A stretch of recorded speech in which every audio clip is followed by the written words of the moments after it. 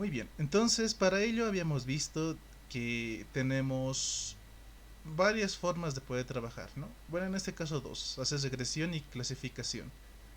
Regresión, o algo sencillo que podíamos utilizar para hacer predicciones de valores numéricos continuos. Y la parte de clasificación. Ya hemos visto regresión logística, que era un algoritmo básico, pero que era muy poderoso para poder realizar clasificación, más que nada clasificación binaria, aunque tampoco está cerrado ese punto, ¿no? Habíamos visto la clase pasada que tenemos a los árboles de decisión como otra herramienta para poder hacer clasificación, y también les he dejado un ejemplo sobre regresión, a ver si los revisan en las diapositivas y en el material de la clase pasada. Y ahora vamos a conocer a otro algoritmo igualmente que es un poco tiene más herramientas para poder hacer tanto regresión y clasificación. Puede hacer ambas tareas, pero que puede llegar a ser computacionalmente un poco más costosa, ¿no? En cuestión de computacionalmente más costosa, hago referencia a que puede usar más recursos, puede ser un poco complicado si trabajamos con muchos datos, ¿no? Esto ya depende mucho de la máquina. Si bien la regresión logística igualmente era un poco más costosa, perdón, a comparación de una regresión lineal, que solamente era una línea, las máquinas de vectores de soporte son un poquito más complejas. ¿Ok? Y eso es lo que vamos a ver. También le conocen como SVM o Super Vector Machines, que viene del acrónimo del inglés. Y vamos a ver cómo podemos utilizar este modelo para poder realizar más que nada clasificaciones, como podemos ver en esta ilustración, ¿no? Tenemos dos grupos y queremos dividirlos para poder hacer la clasificación, pues aquí vemos que se está creando varias líneas, ¿no? En algunos va a ser sencillo, en otros les va a tomar un poquito más de tiempo, pero va a tratar de aprender el comportamiento o la separación que tienen estos datos. ¿Ok? Entonces comencemos. Las máquinas de vectores de soporte, como ya les mencioné, es otro algoritmo que nos permite realizar clasificación y regresión. ¿Okay? Hay máquinas de soporte que permiten trabajar con regresión y clasificación, al igual que los árboles. ¿Vale? En donde trata de poder desarrollar o encontrar una función que pueda separar a dos grupos. ¿Okay? Es más sencillo explicarlo en una clasificación. Queremos clasificar al grupo verde del grupo rojo, entonces aquí puede graficarse esta línea, los cuales separan a los dos grupos. ¿Vale? Esta línea es el máximo, el margen máximo que tenemos entre ambos grupos, y las líneas segmentadas vienen a ser los vectores de soporte. Son las fronteras en donde van a poder existir estos dos grupos. ¿Vale? Eso es muy importante tomar en cuenta. ¿Cómo trabajan las SVMs un poquito más, bueno, explicado de una forma más sencilla, ¿no? Podemos tener nuestro conjunto de datos de esta forma, ¿no? Tenemos aquí una clara separación de dos conjuntos, los puntos rojos y los puntos celestes, y el modelo trata de encontrar algo similar a lo que hemos visto en la regresión lineal, ¿no? ¿Qué encontrábamos en la regresión lineal, chicos? Aunque ahí está explícito. ¿Qué tratábamos de encontrar?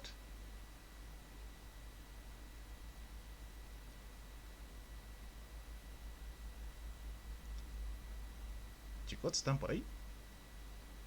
Una recta. Sí, ¿no? Una recta, una línea.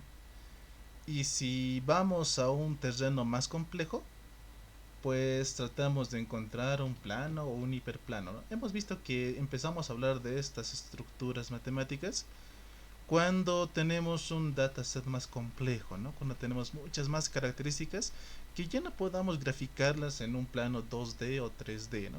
Ahí ya trabajamos con líneas, bueno, con planos o hiperplanos. Entonces, el modelo trata de poder encontrar cualquiera de esas estructuras que permita separar los datos en las clases que puedan estar presentes en el dataset, ¿no? Aquí tenemos datos con dos tipos de clasificaciones, y este plano hiperplano, la línea, tiene que separar estos conjuntos, ¿no? Entonces un ejemplo básico puede ser en un plano donde tenemos solo X y Y tenemos que separar a este conjunto de datos en dos grupos, ¿no? Y recuerden que esto no hace referencia a la regresión lineal, ¿ok? Si bien utiliza una línea, un plano, un hiperplano o una curva, no estamos haciendo una regresión lineal. Muy bien. La regresión lineal trataba de poder encontrar una recta que pueda aprender el comportamiento de los puntos, mientras que en este punto la línea o el plano va a separar los grupos, ¿vale? Entonces, lo que tenemos acá es encontrar esta línea, ¿ok? Esta línea que va a poder segmentar o poder separar a estos dos grupos de información, estos grupos de datos, a estas dos clases, estas dos etiquetas, como le queramos indicar. Entonces, pueden haber muchas opciones en las cuales podemos separar este dato, ¿no? Este dataset. Pero lo bueno es que el modelo va a encontrar la mejor manera para separar estas clases, ¿no? Al igual como se veía en la regresión lineal, el modelo trataba de encontrar la mejor línea que pueda tener la cantidad de distancia mínima entre la recta y todos los puntos. Aquí igualmente va a elegir la mejor línea que pueda separar de mejor manera a ambas clases. ¿Ok? Entonces es por eso que trabajamos con los vectores de soporte, porque esos son las líneas en donde se encuentra la frontera entre un grupo y otro grupo, ¿no? Aquí podemos ver la línea segmentada. Esta línea segmentada de acá es el vector de soporte que separa o que agrupa a la clase de puntos celestes, y la otra línea segmentada agrupa a los otros datos de color rojo. ¿Ok? Entonces, ahí es en donde hacemos referencia a este tipo de trabajo, ¿no? ¿Y cómo lo va a hacer? ¿Cómo va a poder encontrar esta línea, ¿no? Lo hace en base a distancias igualmente, pero distancias de los datos que están más cerca de la línea que queremos tener como división, ¿no? En este caso puedo tener esta línea y tengo que ver cuál es la distancia entre esta línea y los puntos más cercanos, ¿no? Aquí tenemos ya con una línea oscura en el borde de cada uno de los puntos. En base a eso tiene que encontrar la mejor línea, ¿no? Las distancias y todo eso, ¿vale? Entonces, en cuanto tengamos una máxima distancia entre la línea que tenemos ahí al medio y los puntos fronterizos, pues vamos a tener un mejor modelo. Y cuando se termine de realizar todo esto, pues vamos a tener ya este margen que va a indicar la creación o ¿cómo les puedo indicar? Las fronteras de los vectores de soporte, como les dije, ¿no? Aquí tenemos los márgenes y al final del margen tenemos los vectores de soporte como tal. ¿Ok? Estos extremos son los vectores de soporte. Entonces es de esta manera como encuentra esta división, ¿no? Y podemos ver de que qué pasa cuando podemos llegar a tener datos atípicos, ¿no? Este caso, por ejemplo, imaginen que tenemos aquí un grupo celeste y un grupo rojo, pero hay algunos puntos celestes dentro del grupo rojo y algunos puntos rojos dentro del grupo celeste. La ventaja de poder trabajar con estas máquinas de vectores de soporte es de que pueden soportar este comportamiento de datos, ¿no? Cuando hay datos atípicos. Entonces aquí vamos a emplear algunos hiperparámetros que vamos a poder ajustar, por ejemplo el kernel, el valor gamma, el valor de la variable c, que van a permitir ignorar o no estos datos atípicos. ¿Ok? Entonces ya tenemos un poquito más de control si queremos tomar en cuenta cuando hay un comportamiento extraño en esos datos, o si vamos a querer que los ignore por completo. Ahí es en donde vamos a ir utilizando a estos hiperparámetros para que esta línea o esta curva ya tenga un comportamiento diferente, pero que pueda seguir separando a los datos como está establecido desde un inicio, ¿no? Que pueda separar a las diferentes clases. Muy bien. Entonces, las máquinas de vectores de soporte utilizan como que trucos, por decirlo de una forma muy sencilla, cuando tenemos diferentes tipos de conjuntos de datos. Imaginen que tenemos esta distribución de los datos. Las reglas de que en base a una sola función o una sola línea podamos dividir a este conjunto. Ahora sí quiero que aquí abran su micrófono y que me digan cómo lo harían. ¿Qué harían aquí para poder agrupar a todos en una sola línea, ¿no? Porque eso es lo que nos indica. ¿Qué creen que podemos hacer?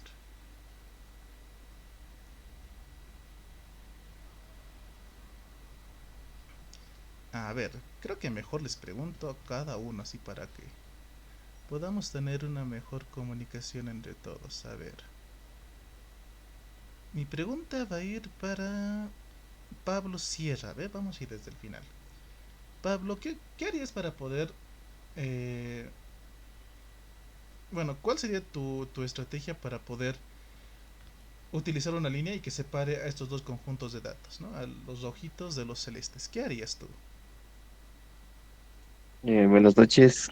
¿Podría ser una especie de parábola, quizás? Ya, una parábola, ¿no? Una parábola que pueda dividir a los dos conjuntos. Excelente, es una buena opción. Ok, es válida, ¿no? Es una opción que puede ser muy óptima en este punto. El detalle es de que los modelos, en este caso las máquinas de vectores de soporte, no se compliquen mucho, ¿no? En este caso, una parábola puede ser un poco más compleja, pero es una opción que nos has dado, ¿no? Y estaría excelente. El truco que va a aplicar las SVM es lo siguiente, ¿ok? A ver, ¿dónde está? Esta de acá. ¿Ok? A simple vista los datos no son separables de forma lineal, ¿no? Nos recomendaron aquí que podamos utilizar una parábola. Pero lo que va a hacer netamente las máquinas de vectores de soporte es mover todos estos datos a otro plano, a otra dimensión, a otro espacio, en donde estos datos tal vez sean más sencillos de separar con una gráfica o una línea más sencilla, ¿no? En este caso, lo que puede hacer es que obviamente tenemos los valores de x y de y, puede aplicar una transformación, puede aplicar a x el valor absoluto, por ejemplo. ¿Qué va a aplicar? Es, bueno, ¿cuál es la nueva gráfica aplicando este cambio? Es de que todos los datos que estaban a la izquierda pasen a la derecha, ¿no? Ahora tenemos una gráfica diferente, ¿no? Donde ya no tenemos a x original, sino que es al valor absoluto de x versus y. Y aquí sí podemos separar los datos en base a una sola línea, ¿no? Aquí sí se puede, con una gráfica más sencilla, ¿no? Una línea. Y ahí ya estaría resuelto el ejercicio, ¿no? Ya aplicamos acá lo que dijimos, una línea, un plano, un hiperplano, que permita separar a los dos conjuntos de datos, ¿no? Hemos pasado de esto, de los datos originales, las máquinas de vectores de soporte han llevado toda la información a otro espacio, le ha aplicado el valor absoluto de x y ya tenemos acá la nueva distribución, en donde una sola línea puede separar a los datos, ¿no? Esta es la magia que tienen las máquinas de vectores de soporte. Utilizar al dataset o a los datos para poder llevarlos a otro espacio y ahí un poquito... Eh, ¿Cómo les puedo decir esto? Transformar los datos para que sean más sencillos de separarlos, ¿no? Y aquí ya podemos ver, ¿no? Aquí tenemos una línea que prácticamente está separando los dos conjuntos de datos. En este caso ha sido sencillo, ¿no? Le hemos aplicado el valor absoluto. Ahora imaginen que tengamos esta distribución de datos. ¿Qué creen que podemos hacer? A ver, aquí una pregunta. A ver, ¿cuál sería su estrategia? Solamente quisiera saber esas respuestas. A ver quién le preguntamos. Por acá. Gracias Pablo por tu aporte. Luis Calani, ¿qué harías tú para poder transformar estos datos y que se pueda separar en base a una sola línea? ¿Qué harías tú?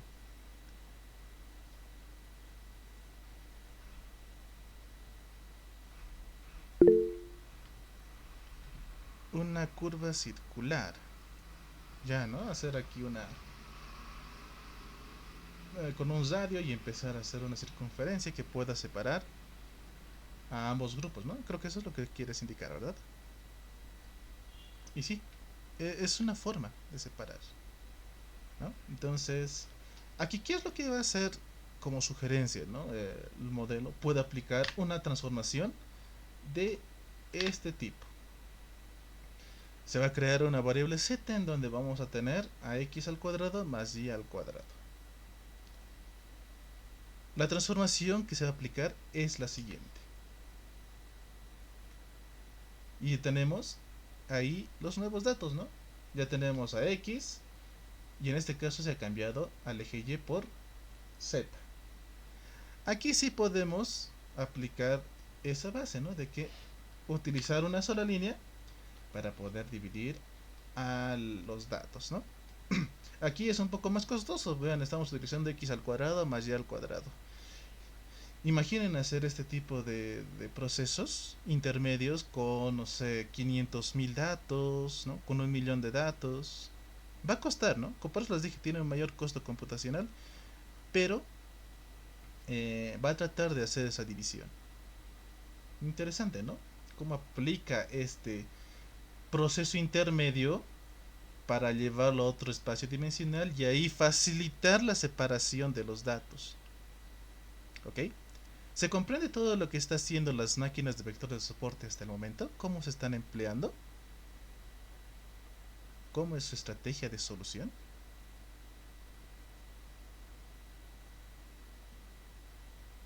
Sí, ok, a ver. Los demás, a ver, somos 7.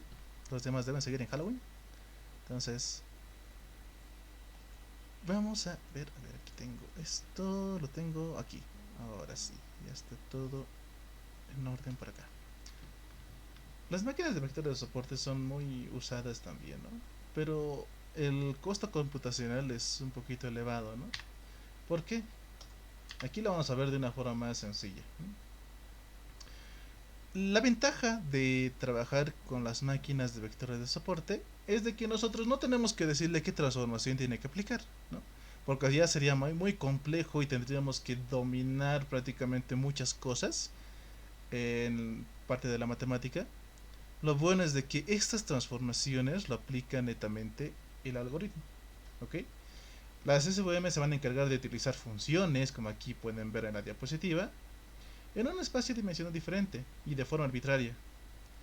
Y que nos devuelvan el resultado en las variables originales, porque no nos interesaría tener el resultado en esa otra dimensión en donde ha hecho todos estos cálculos, ¿no? Porque nosotros no entenderíamos qué hizo ahí.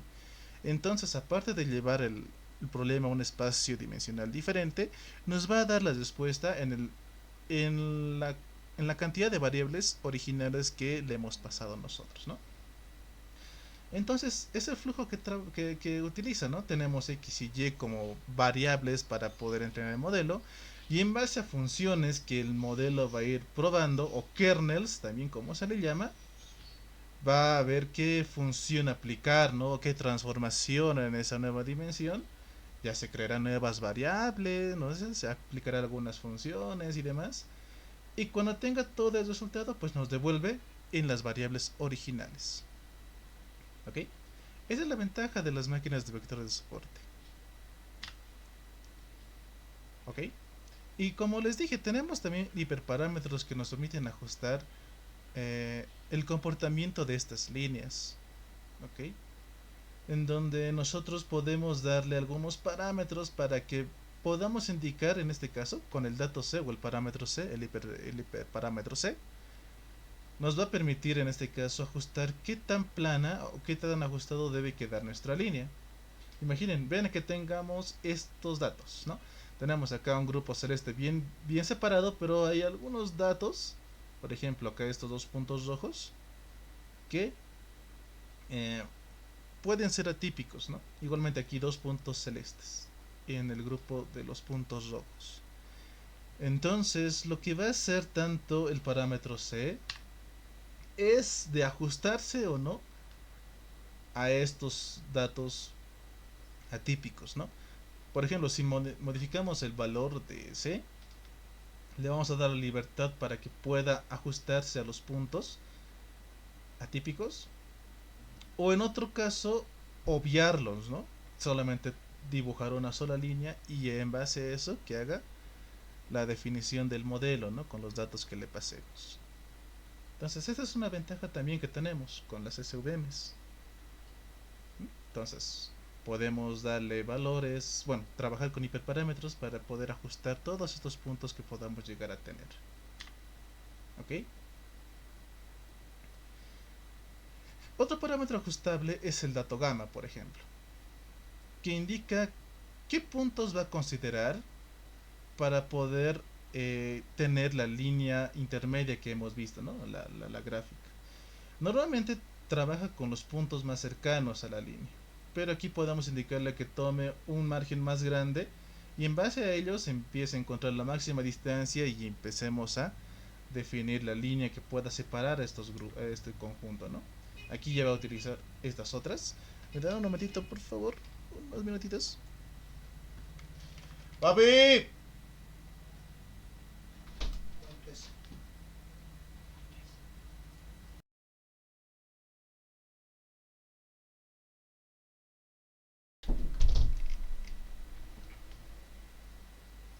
Disculpen, tenía una emergencia por acá. Ok, entonces, la forma original es que tenemos que trabajar de esta forma, ¿no? Modificar hiperparámetros. Hemos visto el parámetro C que nos permite ajustar la línea a los datos atípicos, el parámetro gamma que nos permite tomar en cuenta puntos alejados a la frontera para crear la línea y demás. Muy bien. Y las SVMs como tal, o las Super Vector Machines o las máquinas de vectores de soporte, hace este tipo de clasificaciones en base a un kernel. Les había hablado de kernel, ¿no? O funciones. Este igual es otro hiperparámetro. Podemos utilizar diferentes kernels como el kernel lineal, el kernel polinómico, un RBF kernel, un kernel que tenga la forma de una función logística para poder separar los datos, ¿no? Con estos parámetros, con la manipulación y todo esto, podemos encontrar la línea que mejor se vaya a ajustar a nuestro problema, ¿no?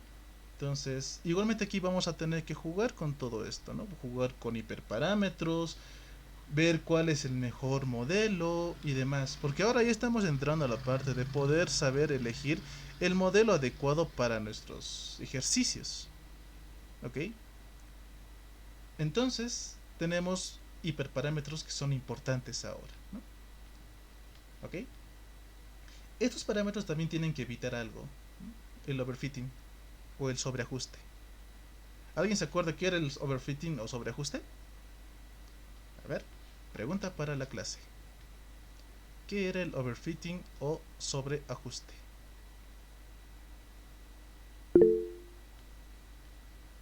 Exacto, Hugo, ¿no?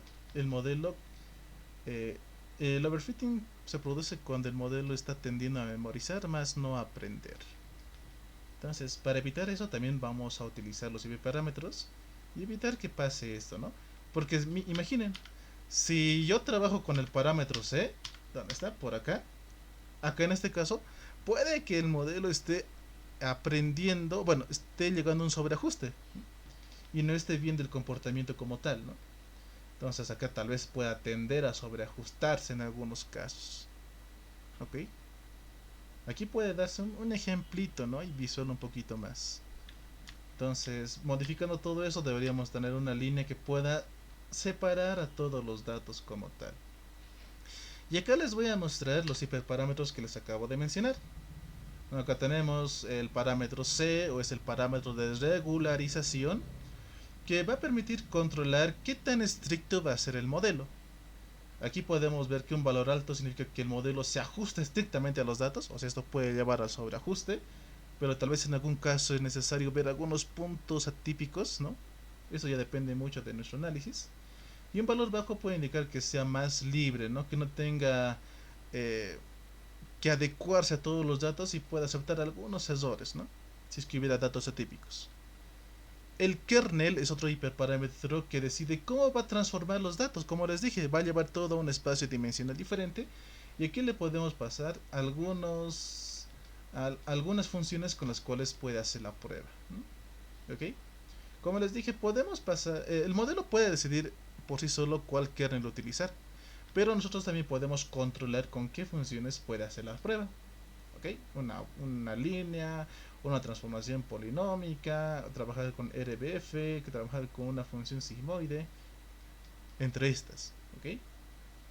El parámetro gamma va a permitir controlar qué tan importantes van a ser los puntos cercanos para crear esta separación. ¿Ok? Recuerdan que la línea tiene dos márgenes en donde están, bueno, se pueden apreciar a los vectores de soporte. Pues aquí, ¿no? Les dije que el parámetro gamma va a ver qué puntos va a tomar en cuenta para crear esta separación. ¿Ok? Entonces, si el valor es alto, solo los puntos cercanos cuentan, ¿no? Los que están en la frontera. Pero si el valor es bajo, todos los puntos tienen más impacto, ¿no? Empieza a tomar a los demás puntos de referencia para empezar a trabajar con, o bueno, para poder utilizar una línea que pueda separar a estos dos grupos. Acá hay algo interesante que es el class weight. ¿Ok? Esto se utiliza más que todo cuando tenemos clases desbalanceadas. En este caso, clases desbalanceadas hace referencia, por ejemplo, al dataset que hemos trabajado en las dos clases pasadas, ¿no? La del Titanic. Ahí veíamos que teníamos que clasificar si un pasajero podía sobrevivir o no al Titanic. Y hemos visto que había más personas que han fallecido que las que han sobrevivido. Ahí existe un desbalance, ¿no? Hay más personas que fallecieron y menos personas, son una poca cantidad de personas que sobrevivieron. Para esos ejemplos podemos ajustar este parámetro, ¿no? Porque en este caso ese dataset tiene un desbalance. Y aquí le podemos dar más peso a algunas clases menos frecuentes. En ese caso a la clase de sobrevivir, bueno, de las personas que sobrevivieron, el valor 1, le podemos dar un mayor peso para que pueda aprender mejor el modelo, ¿no? Y le darle más herramientas para que tome en cuenta también a esas clases. ¿Vale? Acá podemos pasarle valores como no, no balanced para poder hacer ese tipo de trabajo o tal vez un diccionario como tal. Acá tenemos un hiperparámetro que es la probabilidad. Este está activado en cuestión de que si bien han visto que los modelos me lanzan un 0 o un 1 como respuesta, en este caso también puede lanzarnos la probabilidad que ha sacado esa predicción. ¿Ok? No, por defecto es falso. O sea, nos va a dar sí o sí el resultado de las clases en las cuales les hemos entrenado, ¿no? 0 o 1. Pero si lo activamos nos va a dar tal vez una probabilidad. Tal vez la predicción sale un 0.50 y algo. O la predicción ha salido 0.79. ¿No? Entonces, ahí nos da la probabilidad. Creo que había una de esas preguntas que me hicieron en alguna de las clases pasadas. Acá en la SVM podemos trabajar con esa probabilidad. Y igualmente tenemos este parámetro. ¿Alguien se acuerda en qué algoritmo hemos visto este max iter? ¿Alguien se acuerda tal vez? Era uno de los primeros hiperparámetros que hemos visto.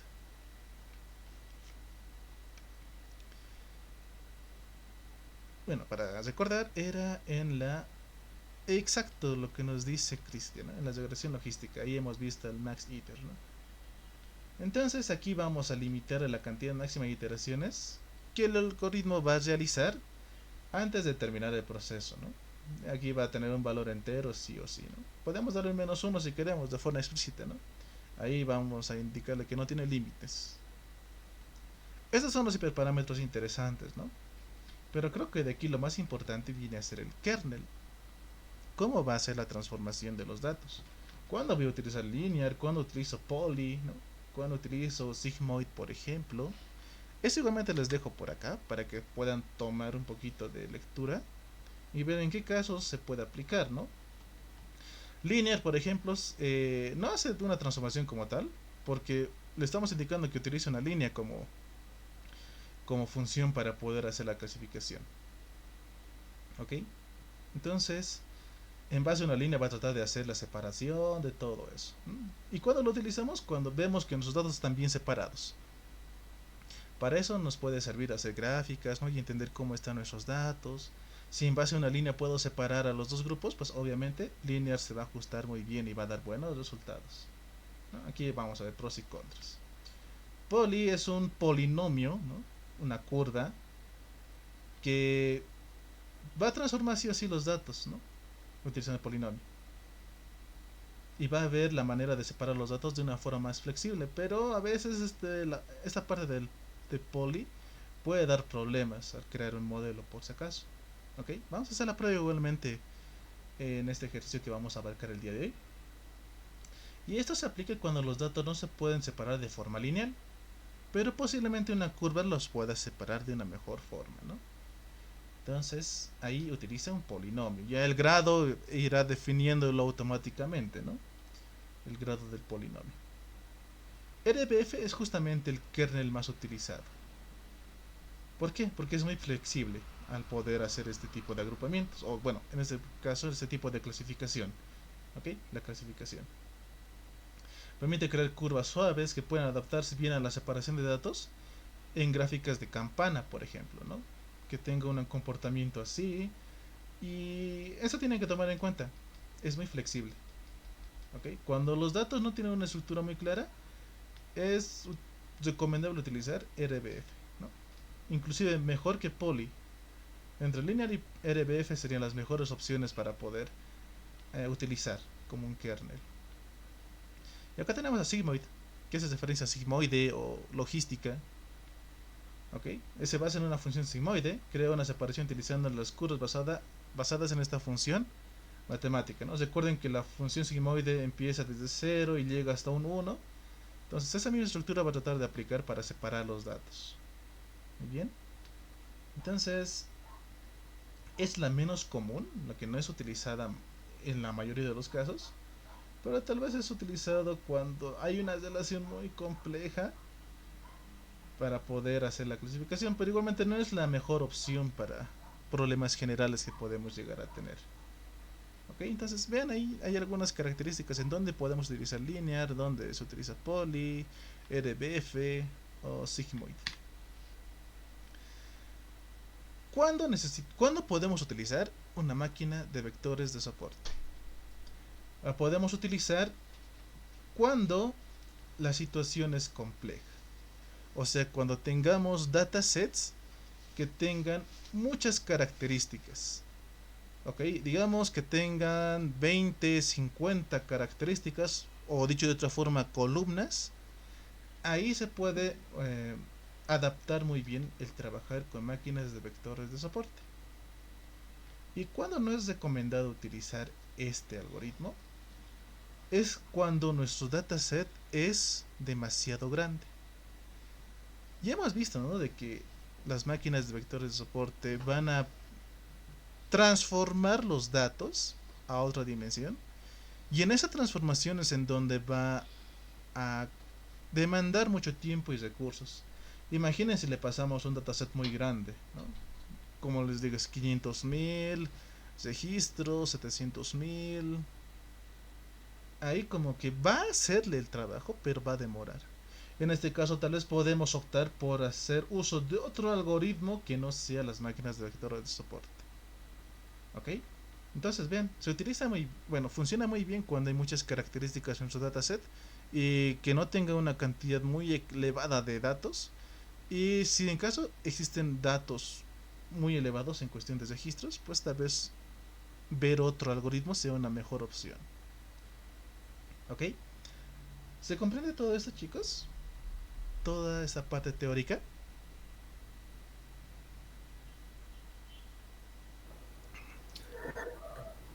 Yo tengo una consulta justamente sobre esta parte de la cantidad de información que va a procesar. Sí. Por ejemplo, los LLMs tardan meses en procesar y bueno, y eso es por la cantidad de parámetros que reciben, por los embeddings, los tokens y demás. Ujú. Entonces, igual 700.000 datos que tarde, digamos, una hora, yo creo que tampoco es mucho, siempre y cuando sepamos que el resultado va a ser mejor que los otros algoritmos, ¿verdad? Sí, eso ya más que todo va a depender en cuestión de recursos, en qué tanto se necesita el modelo, porque hemos visto que los otros modelos se entrenan de forma rápida y eso que tengan mucho, que, que llegan a tener mucha información, ¿no? Pero aquí sí justamente nos recomienda de que si los datasets son muy grandes, capaz otro algoritmo pueda ser la mejor opción, ¿no? Pero es igualmente va a ser para gustos colores, es solamente una recomendación de cuándo se podría recomendar utilizar este algoritmo y cuándo no, ¿no? Al final nosotros tenemos la última palabra, ¿no? Tal vez si yo tengo, digamos, más recursos o más tiempo, entonces pueda seguir optando por este algoritmo si es que trabajo con muchos datos, digamos, con 1 millón, con 12 millones, por ejemplo, ¿no? Entonces, ahí ya depende mucho de nosotros, ¿ok? Entonces, dejar procesando mientras duermo. Sería una opción si trabajas con tu, tu entorno local, ¿no? Tu equipo. Si trabajas en The Collab, en un momento se va a cesar la sesión aunque esté ahí procesando. Me ha pasado eso, entonces no sé si es que ya lo habrán solucionado, pero el Collab, si pasa de un cierto tiempo y está haciendo algún proceso, como que parece que entra en un modo de suspensión y se cierra todo. Entonces, en mi caso, yo he chocado con ese detalle justo cuando estaba haciendo mi trabajo final en la universidad y he tenido que hacer varios procesos más de 2 o 3 veces porque tenía que ver ahí en qué momento se moría entonces para empezar a dividir mis datos y empezar a hacerlo partes por partes, ¿no? Entonces tomen en cuenta ahí ese detallito, ¿ok? Pero gracias por el comentario, Hugo. Para ver un poquito más gráfico todo esto, vamos a ver algunos playgrounds que nos pueden mostrar ese tipo de trabajos que lo hacen, ¿no? De forma simulada, pero más visual. A ver, denme un momentito y les voy a pasar estos recursos por el chat. A ver, ¿dónde estamos? ¿Dónde lo tenemos? Lo tenemos por acá. Copiar vínculo, les paso por acá. Si les aparece la propaganda de que seguro que quiere ir, pues le dan a que sí. Esto lo corté solamente para que no se vea tan largo. El primero es este de acá. Machine Learning Playgrounds. Este está enfocado netamente a Super Vector Machines, ¿no? Las SVMs. Acá, por ejemplo, podemos tener varios datos, ¿no? Como les digo. Y en este caso está haciendo... ¿dónde está? Current Class. A ver. Vamos a ver si es que no se muere. Parece que está haciendo un cálculo en este mismo instante. A ver. Ya estoy cambiando entre dos clases. Y no es el internet, sino es la plataforma. Por si no ven, si ven que demora en colocarse los puntos. Ok. A ver, lo podemos hacer por ahí. Y aquí tenemos un parámetro, ¿no? El parámetro C que les dije, que nos va a permitir ajustar. Ya lo estaba haciendo en ese mismo momento, el ajuste de los vectores y de la línea que hace la división de todo esto. Ok, ¿dónde está esto? Quiero quitar justamente esa opción. Ajá. A ver, si incrementa el valor de C, debería ajustarse a los valores atípicos que puede llegar a tener. A ver, voy a poner un dato atípico por acá. A ver, es un punto rojo. Y por acá un punto azul. Vamos a ver si es que lo ajusta. A ver si incrementa un poquito. Ok, se va a querer ajustar, pero una sola línea no va a hacer ese tipo de trabajo, ¿no? Para poder cambiar eso, podemos cambiarle tal vez a polinomial. A ver si tenemos algún trabajo. Aquí, por ejemplo, la mejor división no es esta que tenemos por acá. A ver, si reducimos esto, no tampoco lo hace. Subimos a C, no hay cambio. Podemos utilizar un grado diferente del polinomio. A ver, que esté haciendo los cálculos. Bueno, parece que no sube de 2. A ver, lo dejaremos ahí. RBF utilizaremos. RBF va a crear ese tipo de trabajos, ¿no? A ver, voy a reducir esto. Ajá.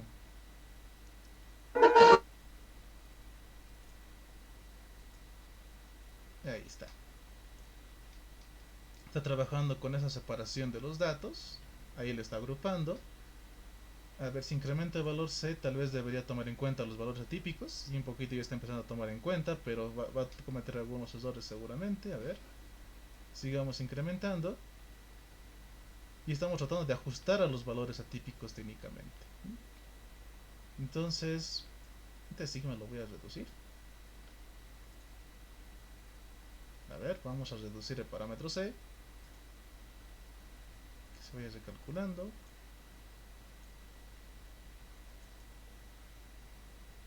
A ver. Aquí ya creo que se murió. A ver, vamos a intentar de nuevo. Con 3. El valor de sigma también aquí está haciendo referencia, pero no tengo algo certero con el valor de sigma como tal. A ver. Ay, más allá. Ahí se pierden algunos puntos. Ahí más o menos tiene un comportamiento ideal, a excepción de este punto azul. Pero eso ya depende de nosotros si lo tomamos en cuenta o no en algún punto. Y así es como realiza este tipo de separaciones, ¿no? Podemos tener un dataset más complejo. A ver, algo similar a lo que teníamos en círculos. A ver, aquí puedo poner puntos, puntos, puntos. ¿No? Así puntos de esta forma. Y la otra clase que esté acá adentro. Aquí ya me está haciendo el cálculo automáticamente. A ver. Por acá, por acá. Y en base a una línea, pues no la va a separar, ¿no? Si utilizo un polinomio, posiblemente, a ver, no hay ninguna línea. A ver, con RBF. Con RBF yo más o menos estoy encontrando la línea adecuada, ¿no? Entonces, ahí es en donde podemos tomar en cuenta, ¿no? Qué datos, qué parámetros podemos variar, porque aquí va a ser jugar más que nada con los hiperparámetros, para que se pueda ajustar con la mayoría de los puntos, ¿no? Entonces aquí tenemos que este kernel con RBF está haciendo esa clasificación. Y eso les dije, ¿no? RBF es mayormente el kernel más utilizado para realizar este proceso de clasificación. Ok. A ver, veamos lo siguiente. Este de acá. ¿Y dónde estamos? Es esto acá. Es esto de acá. Si les aparece ese anuncio, solamente le dan continuar al destino. Eso es publicidad de Bitly. Acá tenemos igualmente los Super Vector Machines. Ok, a ver, vamos a poner igualmente acá varios puntos. Esto que sea una clase. Acá tenemos otra clase que puede estar distribuida de esta forma. A ver, hagamos la prueba con un parámetro C de 10. Y primeramente no vamos a utilizar un RBF. A ver, seguramente con una línea va a tratar de separarlos y aquí lo tenemos, ¿no? Si incrementamos a ver el valor de C a un 20, que va a querer ajustarse a estos otros puntos, pero no va a poder con una línea. Si utilizo RBF, como que ya va ajustándose poco a poquito. A ver si aquí lo subo a 30. Ok, debería seguir ajustándose. Bueno, no llegas a este punto, capaz modificar un poco más este valor ahí, ¿no? 70. No, a ver, si lo voy reduciendo. A ver, hagamos la prueba. Perdón, 30. Con 30 más o menos se acerca esa curva a ese punto. Y así, ¿no? Se va a ir ajustando poco a poco.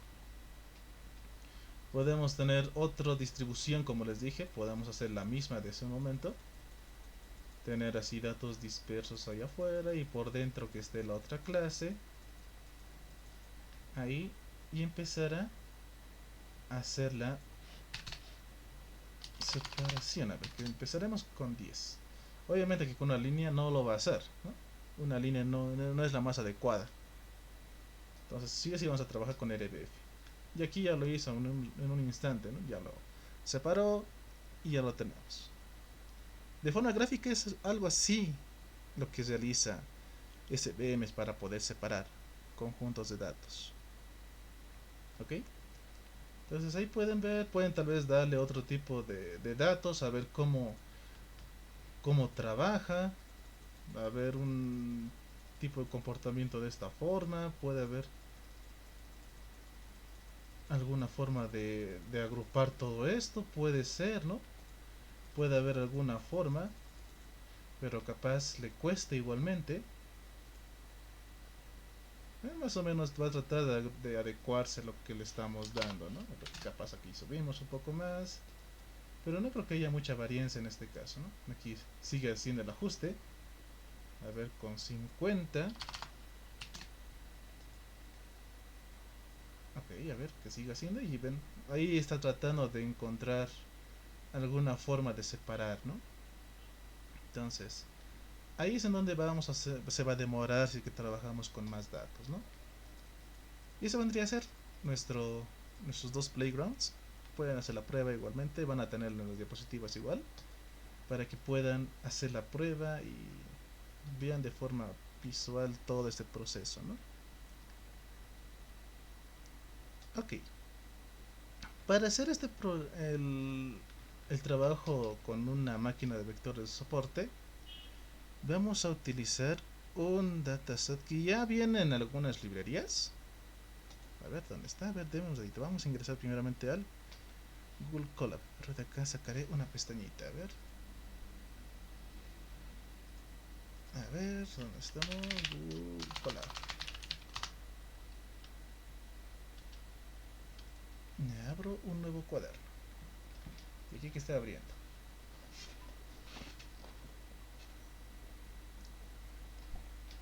Ok, es un nuevo cuadernito de Google Colab.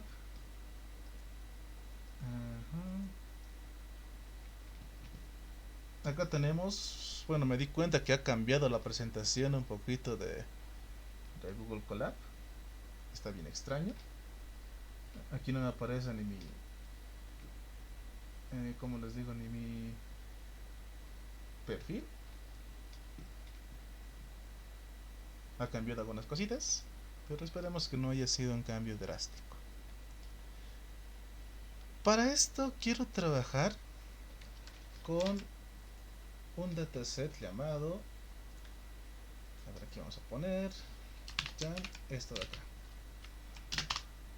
máquina de vector de soporte orientado a una enfermedad que es el cáncer de mama. Entonces el dataset como tal lo vamos a encontrar en scikit-learn también, porque scikit-learn, aparte de tener modelos, tiene también algunos datasets ya disponibles para poder utilizar. Si bien hasta el momento hemos aprendido a buscar datasets en Kaggle o Kaggle o Kaggle, también hay algunos datasets que ya están cargados, listos para utilizarse dentro de scikit-learn o de scikit-learn. Por ejemplo, scikit-learn dataset, por ejemplo, podemos empezar a buscar por acá.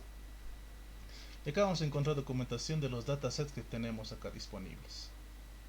Ok, entonces lo que yo voy a hacer es utilizar, ¿dónde está?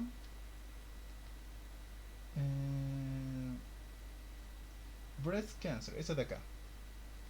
Este es el dataset con el cual vamos a trabajar.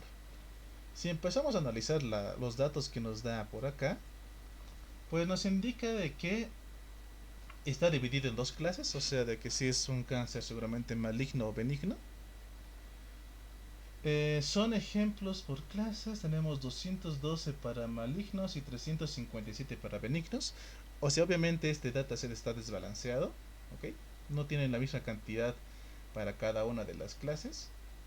En total tiene 569 registros y tiene aproximadamente 30 columnas. Ok, en cuestión de columnas es muy elevado, ¿no? Tiene 30. Entonces, ahí tenemos la información y la forma en cómo podemos cargarlo en nuestros proyectos y demás. Y aquí nos dice de dónde está sacando toda esta data, ¿no? Aquí nos está haciendo referencia a este otro repositorio que es el de UCI. Ok, aquí igualmente están las variables con las cuales está trabajando. Aquí están las 32 en este caso que me muestra, 32 variables y demás, ¿no? Aquí tiene un ID, tenemos el diagnóstico y algunos valores médicos para poder analizar este detalle, ¿no? Entonces, ahí pueden encontrar todo esto. Mejor les paso esta dirección para que lo puedan revisar. Igualmente les voy a pasar todo esto por el Classroom cuando les esté publicando todo lo que hicimos en esta clase y esto más, para que puedan ver un poquito de información. En este caso no voy a descargar nada en mi archivo, ¿no? Puedo trabajar directamente acá, ¿vale? Entonces comencemos con ese trabajo. Le voy a dar un poquito de zoom. Lo que voy a hacer primeramente es importar la librería. O sea, voy a trabajar con sklearn, pero lo que yo voy a hacer es importar todos los datasets, si es que yo quisiera, ¿no? De esta librería. Y voy a cargar en mi variable datos. Aquí no estoy utilizando pandas, recuerden. Lo que yo hacía antes era importar pandas y en la variable datos cargar el archivo CSV que yo tenía subido aquí en la sesión del Google Colab, ¿no? En nuestro cuaderno. Pero en este caso lo que yo voy a hacer es cargar netamente, o sea, se va a descargar toda esta información en esta variable. Voy a indicar que datasets punto, quiero cargar breast cancer, justo el nombre que les mencioné, ¿no? Este nombrecito, load breast cancer. Entonces acá le voy a indicar algunos parámetros que sí me van a servir. Por ejemplo, le voy a decir que toda esta información que yo estoy cargando me lo traiga como un data frame de pandas. Ok, como una tablita. Entonces, con esto ya debería descargarme todo el dataset necesario y almacenarlo en la variable datos. Ok, es otra forma de poder trabajar. En algunos casos ustedes tal vez quieran trabajar con datasets muy complejos. A ver, aquí les puedo mostrar uno mientras está haciendo todo esto. Este de acá, por ejemplo. Y van a ver de que acá tenemos este dataset de Yellow Taxi Trip Data de New York, en el cual tenemos mucha información, inclusive tenemos muchas versiones de datasets, pero vean cuánto pesa cada archivo. Y es un archivo CSV. Aquí pesa 1.99 GB, aquí pesa 1.7, 1.7 igualmente. Este de acá, por ejemplo, de 2015, almacena aproximadamente 12 millones de registros. Entonces, imaginen que descarguen esto en su máquina y luego que lo vuelvan a subir. Para trabajar con Kaggle pueden hacer otro tipo de trabajo, ¿no? Pueden conectarse directamente de esta forma y también lo pueden descargar, ¿no? Aquí igualmente estamos haciendo algo similar. Estoy agarrando la librería y desde la librería estoy descargando el dataset. No estoy utilizando a mi computadora como intermediario para luego subirlo. ¿Ok? Entonces, como ya tengo aquí en este punto y está descargado mi dataset, aquí me dice que ya está, ya terminado el proceso, ha demorado 14 segundos. Voy a mostrar los datos. Quiero ver cómo me ha llegado. Y ven que aquí me aparece una infinidad de información. Es un diccionario, un archivo JSON, como lo quieran ver. Acá tenemos el parámetro data, donde tenemos las 30 columnas seguramente, con los 500 y más registros. Okay, aquí lo podemos ver por cada columna. Ven, tenemos 569 filas por 30 columnas. Tenemos el parámetro de target, que viene a ser la predicción, nuestra etiqueta. 0 hace referencia aquí, a ver, no me acuerdo. Aquí no indica, ¿no? Bueno, aquí igualmente debería indicarnos. Esta es su documentación. Entre 0 y 1. ¿Ok? ¿Qué más dice? Aquí está el frame. Este ya es un formato data frame, que lo vamos a utilizar seguramente ahora. Igualmente tiene todos los datos en modo de tabla. Tenemos un campo llamado target names, que es maligno o benigno. O sea, 0 debe ser maligno y 1 debe ser benigno seguramente. Alguna descripción del dataset, que está en inglés, de quién recolectó esta información y demás detalles. Ok. A ver, ¿qué más tenemos? Distribución. Aquí tenemos otro campo que son los feature names, o los nombres de las características. Acá tenemos todo en un arreglo, en una lista y demás.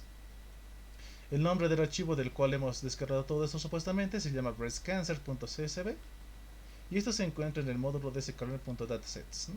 Entonces aquí tenemos información del dataset como tal en la variable datos, pero vamos a utilizar una parte de toda esta información para poder trabajar. Ok, entonces es información que nos brinda, ¿no?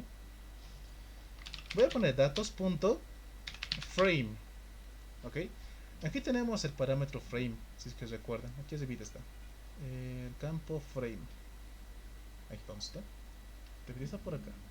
Aquí está frame.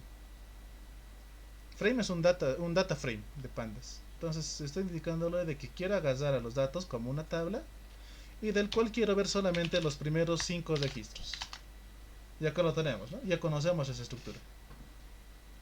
Acá tenemos las 30 columnas, pero que no nos muestran su totalidad. Aquí pueden ver 3 puntos suspensivos, pero nos muestra esos datos, ¿no? Aquí tenemos la columna de target, que viene a ser la etiqueta. En este caso debería ser el resultado, ¿no? Si es un cáncer maligno o es un cáncer benigno. Ahí deberíamos tener esa información, ¿no? Entre 0 y 1 nada más. Ok. Lo interesante de este dataset es de que se encuentra limpio. O sea, no hay datos nulos en sí. Y eso lo podemos ver tal vez con la siguiente instrucción.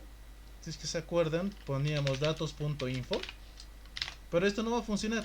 Recuerden, datos como tal es una estructura compleja. Lo tengo que llevar a un data frame, y de ahí puedo sacarle info. Ok, aquí lo tengo. Son 30 columnas, 31 columnas en este caso. Tenemos 569 registros. Ok, eso está bien. Y acá tenemos todas las columnas. Todos tienen 569 valores. No hay datos nulos. Ok. Todos son valores flotantes, a excepción del objetivo o de la etiqueta, que es un entero, ¿no? Solamente tiene 0 o 1. Y estos ya son datos médicos, ¿no? Promedio del radio, textura, perímetro, área. ¿Qué más tenemos acá? Concavidad de los puntos, asimetría y demás cosas, ¿no? Es como está orientado al tema del cáncer de mama, pues está analizando todos esos puntos, y tenemos información médica sobre cada una de estas características, ¿no? Que en este caso, bueno, para mí sería un poco complicado hacer referencia, ¿no? Que es más importante, o detalles así. Pero tenemos un dataset que tiene muchas características, ¿no? Son 30. Bueno, 31 más la etiqueta. 30 más 1. Y lo tenemos acá. Ok, entonces, como ya tenemos certeza de que el dataset no tiene valores nulos, nos podemos asegurar inclusive de que no tenga, ¿no? Esto lo hacíamos con datos. Voy a hacer referencia a frame porque quiero el data frame. Is na.sum. Aquí voy a sumar los valores que sean nulos. Y efectivamente vamos a ver de que en todas las columnas nos da el valor de 0. O sea, no hay ninguna columna que tenga valor nulo. Ok. Esto ayuda, ¿no? A lo que les dije. Es un dataset súper limpio. Así que no vamos a perder mucho tiempo en hacer ese proceso. ¿Vale?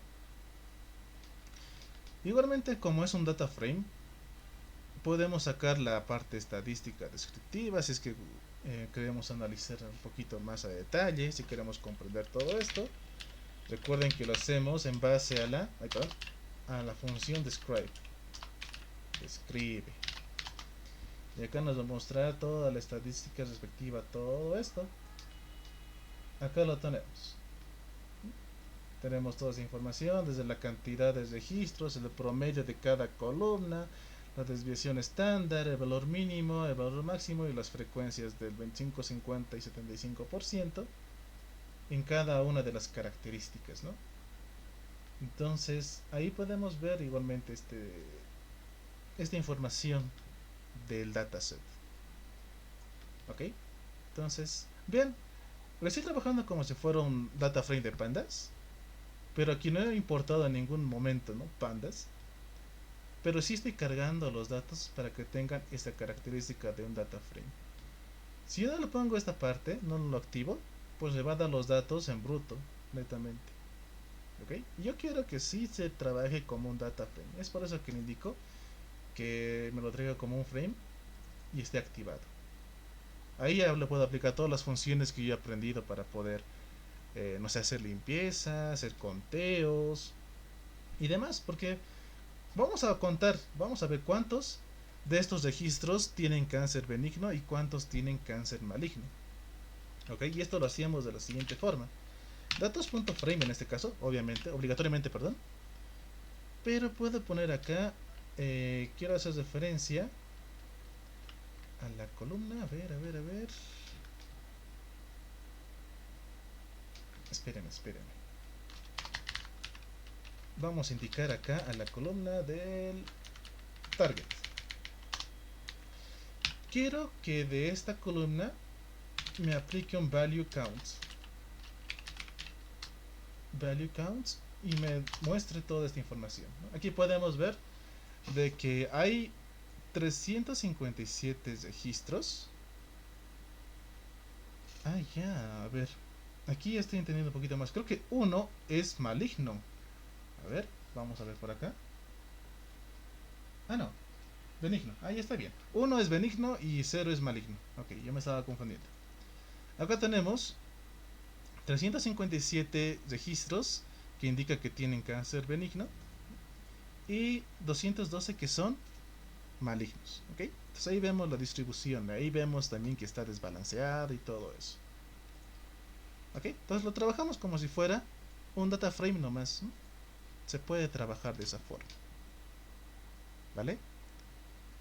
Como tenemos todos estos datos, no hay que hacer limpieza ni nada por el estilo, podemos hacer el siguiente paso, ¿no? De separar en X y en Y. ¿Ok?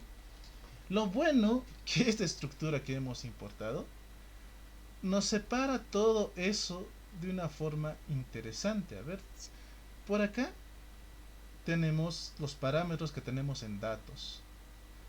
Uno es data. En data debería estar todas las características a excepción de la etiqueta, porque la etiqueta está en nuestro otro campo. Vean, target. ¿Ok? Aquí está target y aquí está data. Aquí están las 30 características y aquí está la columna de la etiqueta. Entonces puedo hacer esa separación en este punto utilizando esa herramienta, bueno, esa facilidad que me está dando esta estructura. O sea, puedo indicarle que mis características sea igualmente a datos.data, ¿ok? Y en Y que sea igual, y en Y que sea igual a datos. ¿Por qué me está mandando al siguiente? A ver. Perdón, algo está pasando por acá. Datos.target. Y así, de esta forma, podría tener a mi separación. A ver si aquí le aplico un play y empiezo a ver los datos, pues debería poder mostrarme. A ver si pongo X, me muestran todas las características menos la columna target. Ok, aquí ya no está target. Y en Y debería estar solamente target. A ver, Y, empiezo a ver y está target, ¿no? Está separado. Por suerte está separado en esa estructura de datos que he importado desde scikit-learn. Entonces, aquí no estoy aplicando el drop que utilizaba en los otros ejercicios que hicimos, pero aquí tenemos esta disposición, ¿no? esta distribución de los datos. Solo es ese cambio en este caso. Luego de tener las características y las etiquetas, ¿qué tenemos que hacer, chicos? A ver. Mientras voy a ver por acá el chat. Si tenemos ya todas las características y las etiquetas, ¿qué nos faltaría hacer? Esto lo voy a borrar mientras. Según el flujo que hemos ido desarrollando hasta ahora, pues era el de separar en un porcentaje para entrenar y el otro porcentaje para evaluar. Entonces ingresamos a sklearn, learn.model selection, del cual vamos a importar el train test split. Ya me estoy completando. En donde recuerden que me saca toda esa información en un X entrenamiento, en una X para hacer las pruebas, en una Y para hacer el entrenamiento y en una Y para hacer las pruebas, en base a esta función, ¿no? De train test split. Lo que recibe como parámetros es las características en su totalidad, al igual que las etiquetas. Indicamos el test size, que sea igual a un 20%, ok, un punto 2, bueno, punto 2, y el random state. Recuerden que esa era la semilla para poder hacer una misma separación de los datos, ¿no? Entonces aquí le voy a dar un valor. Le puedo poner 20, digamos. ¿Ok? Es un valor cualquiera. Yo le puedo asignar cualquier valor. Ustedes pueden probar con otra distribución, ¿no? Con otro valor. Van a tener otros resultados a los míos, pero les va a permitir replicar el ejercicio. ¿Ok? Para poder evaluar. Le doy a play, ya me he hecho la separación. Podemos asegurarnos de que sí lo haya hecho. Punto shape con esta estructura, bueno, con esta función, con este atributo podemos mostrar cómo está separado. Lo voy a poner en un print primeramente, y también acá otro print para que me muestre X prueba. Punto shape. En el de arriba debería ser 80, que es 455 registros, y en el de abajo tenemos a 114, ¿no? 80, 20. Y con 30 columnas cada uno. Ok, está bien, ha hecho la separación correspondiente. Con los datos separados, pues ahora sí necesitamos llamar al modelo como tal. Ok, vamos a hacer referencia a sklearn learn.sbm Super Vector Machines, del cual vamos a importar a SVC. SVC es para poder hacer las máquinas, los Super Vector Classifier, para hacer clasificación. Ok, si yo quisiera trabajar con regresión, deberíamos trabajar con el SVR para hacer regresión. Ok, entonces para hacer regresión tenemos a ese otro modelo, pero en este caso, como queremos predecir que un paciente tenga cáncer maligno o benigno, pues esa es una clasificación y vamos a utilizar ese de acá. Ok, entonces lo que vamos a hacer es definirnos el modelo. Ok, modelo es igual a SVC. En este caso, a ver, podemos intentar no darle parámetros para ver qué es lo que nos da con los parámetros por defecto. Ok, voy a instanciar mi modelo, voy a pasarle los datos para que entrene, X entrenamiento y Y entrenamiento, vale, que me haga ahí todo ese proceso, ya lo tengo. Y ahora lo que voy a hacer es las predicciones.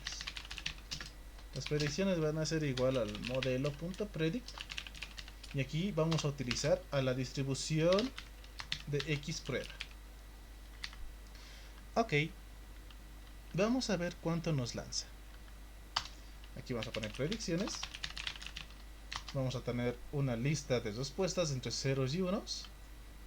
Pero ahora tenemos que empezar a evaluar el modelo para ver cuál es la exactitud de todo esto. Ok, entonces vamos a importar from sklearn.metrics. Quiero importar a la accuracy score primeramente y a la matriz de confusión, confusion matrix. Ok, a esos dos. Primeramente haremos la prueba. Bueno, sin el print estaría bien igual. La accuracy score. Recuerden que es un versus entre los valores reales, los valores de la prueba, versus las predicciones. Y dice que tenemos un modelo al 92% de exactitud. ¿No? Está interesante este valor. 92%. Un 0,92. Está interesante. Podemos reflejar este resultado, ¿no? en una matriz de confusión para ver cuántos equivocados realmente de los 100, ¿cuánto era? 114 registros. A ver. Esto lo hacemos con matriz que es igual a pandas.dataframe. Quiero graficar, bueno, quiero poner en esa tabla la matriz de confusión. Matrix. Ok, me falta aquí para usar los parámetros para que me calcule. Y prueba versus las predicciones. Y voy a personalizar las columnas, ¿no? Columns. Igual, aquí le paso una lista. Aquí vamos a poner las predicciones cuando sea maligno. Ok, maligno. Y las predicciones pred cuando sea benigno. Y en los índices igualmente, ¿no? Index igual. Le pasamos las columnas. Bueno, las filas en este caso. Este es el real, maligno. Y el real, benigno. Aquí me faltan dos puntitos. Benigno. Ok, entonces ahí tenemos. Vamos a poner matriz. Y esto no va a funcionar. ¿Por qué? Porque no tengo importado pandas. Entonces acá vamos a importar. Import pandas as pd. Ahora sí. Y acá tenemos. Dice que el modelo que de 40 pacientes ha predicho que tiene un cáncer maligno y en realidad sí tenían cáncer maligno, ¿no? Y 66 con una predicción de benigno y en realidad sí eran benignos. Acá tenemos 8 pacientes que el modelo predijo que tenían un cáncer benigno, pero en realidad tenían un cáncer maligno.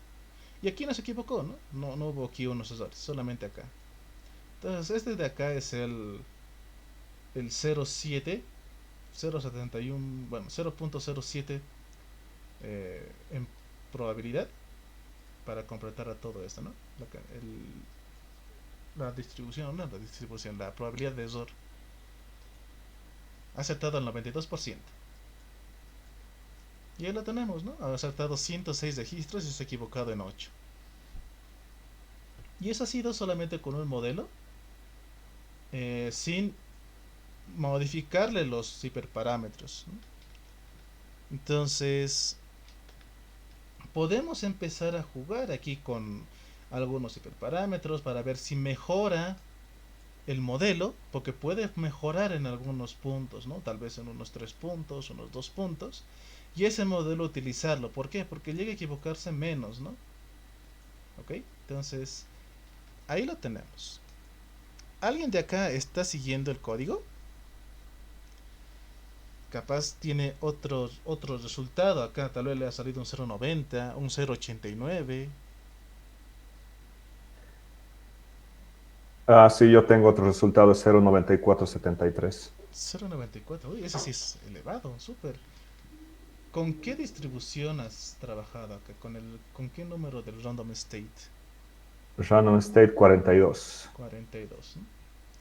Entonces, ven, eso ha pasado porque la distribución aleatoria aquí de los datos tal vez estaba un poquito más balanceada, ¿no? No tan balanceado, pero sí que tenga partes iguales en malignos y benignos.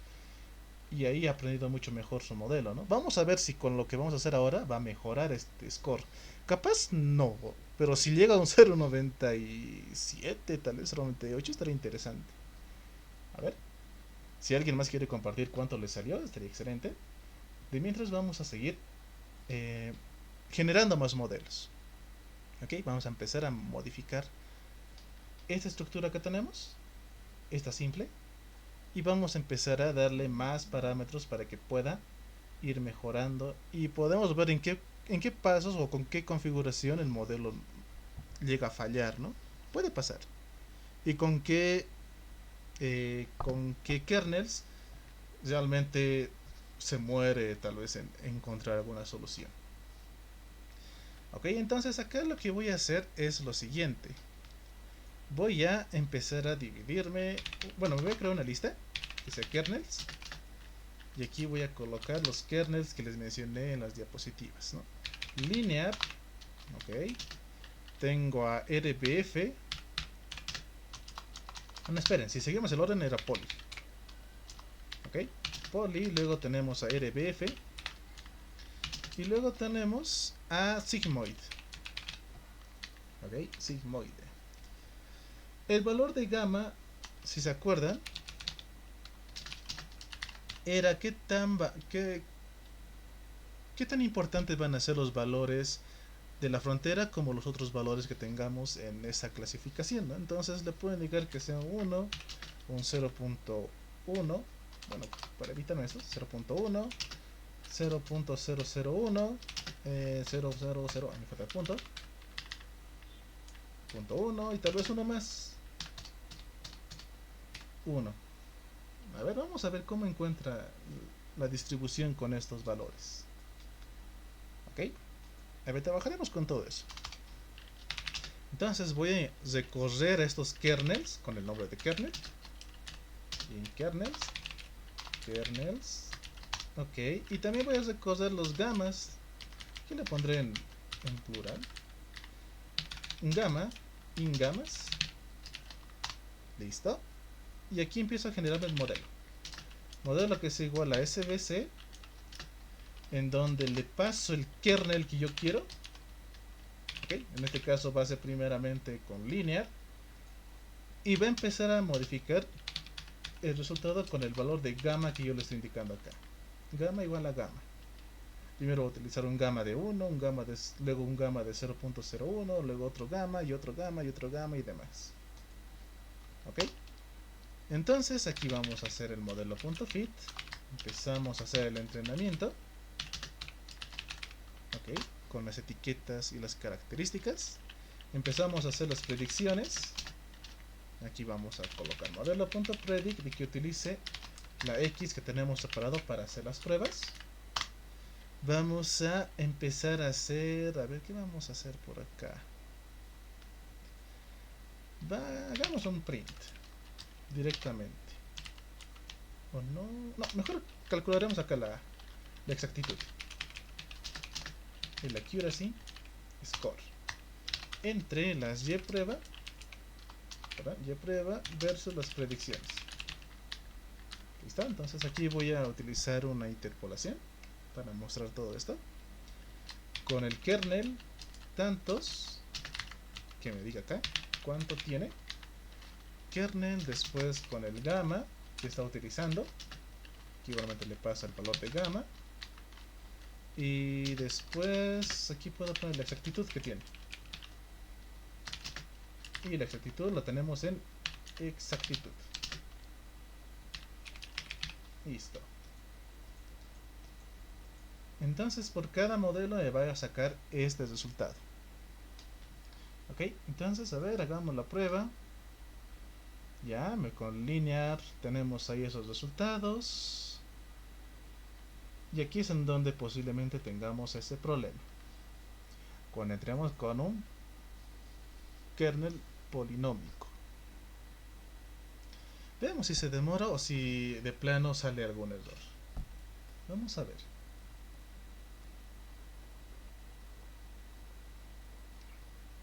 Pero de primera instancia lo que puedo apreciar es de que con cualquier modelo lineal nos da el mismo valor. Bueno, perdón.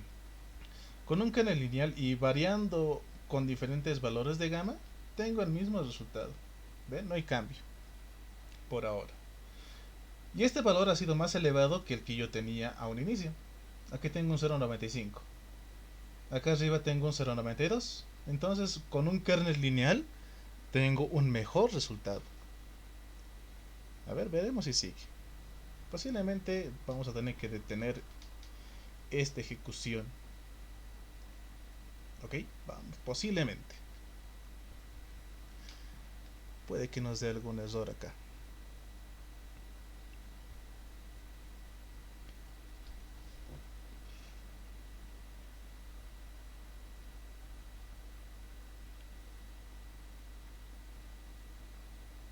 A ver, veremos si reacciona o no. Los bonitos kernels.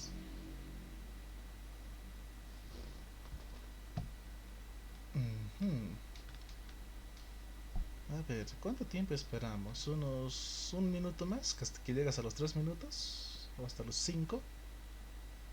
Para ver si tenemos algún resultado por acá.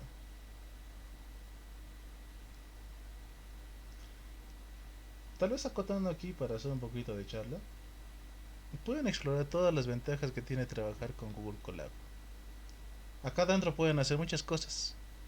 No me acuerdo si les dije, pero es una máquina virtual que tenemos acá, donde ustedes pueden empezar a subir información.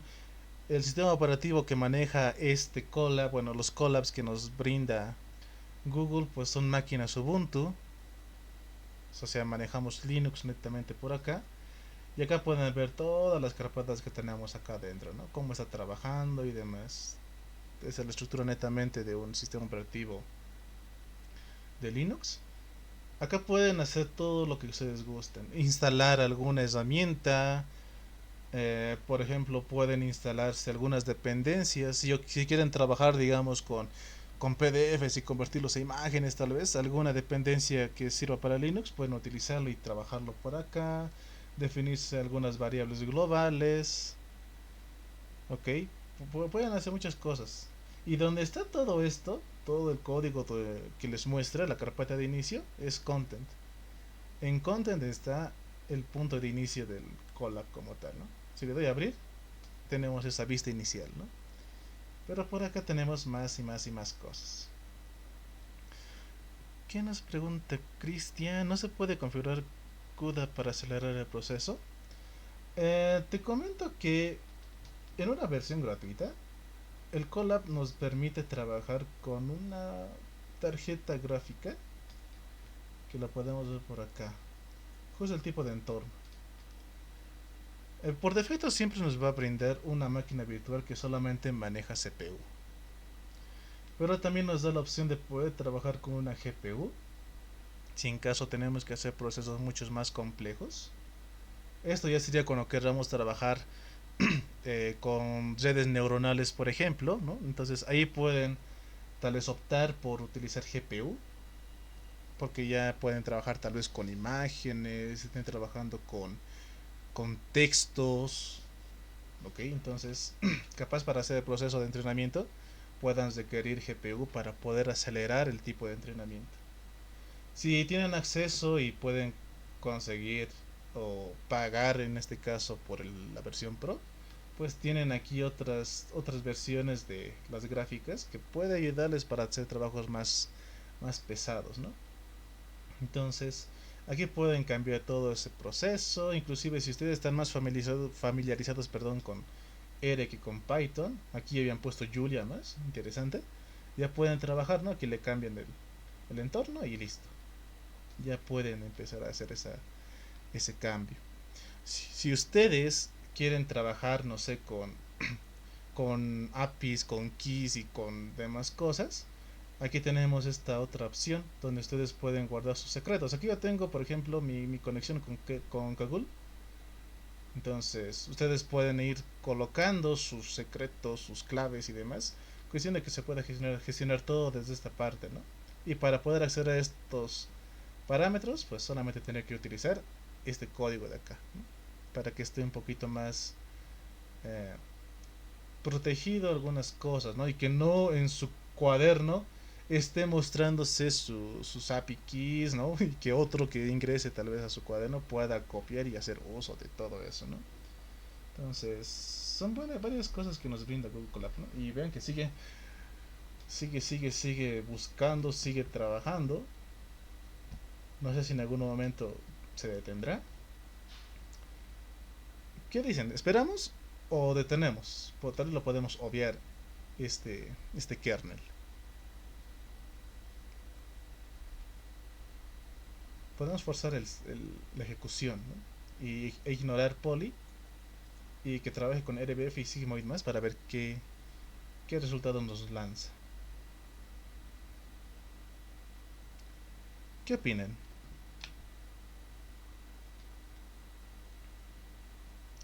Creo que sí, ¿no? Podemos obviar porque va a demorar más bastante. Ok, a ver. Bueno, no quiere detenerse. Vamos a intentar con control M. Tampoco. Reiniciar el entorno de ejecución. No responde a las interrupciones. Quiere probar que reiniciar el entorno. Bueno, si reiniciamos, capaz perdemos nuestro avance, pero no hicimos tanto, ¿no? Podemos volver a ejecutar todo otra vez.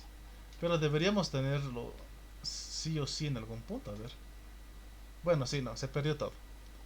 Entonces, si se acuerdan, podemos darle clic a esta celda de acá y empezar a darle la opción de entorno de ejecución y poder colocarle ejecutar todas si queremos. Pero yo quiero solo las anteriores.